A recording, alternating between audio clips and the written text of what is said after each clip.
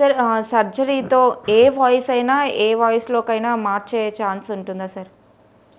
ఏ voice అంటే చెడిపోయిన వాయిస్‌లే మారుస్తాం మేము. బాగున్న వాయిస్‌లో మార్చం.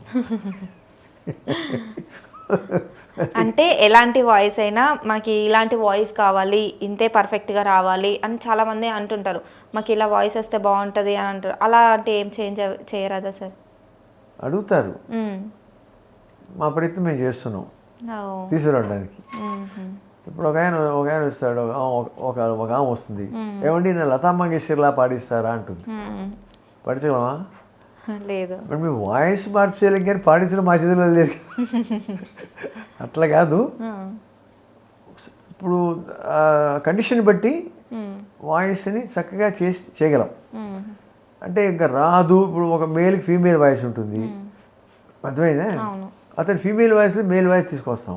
లేదు సార్ నేను అమితాబ్ బచ్చన్లా మాట్లాడాలని అనుకోండి ఆయన, అది కూడా చేస్తాం.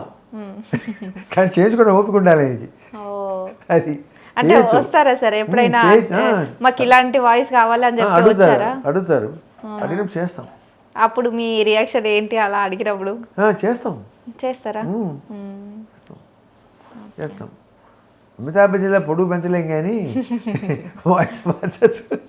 ఓకే. అంటే ఎలాంటి వాయిస్ అయినా చేంజ్ చేయొచ్చు. చేయడం అవకాశం ఉంది. ఇప్పుడు లేటెస్ట్ ట్రీట్మెంట్ ఫోనో సర్జరీలో అదే అడ్వాంటేజ్.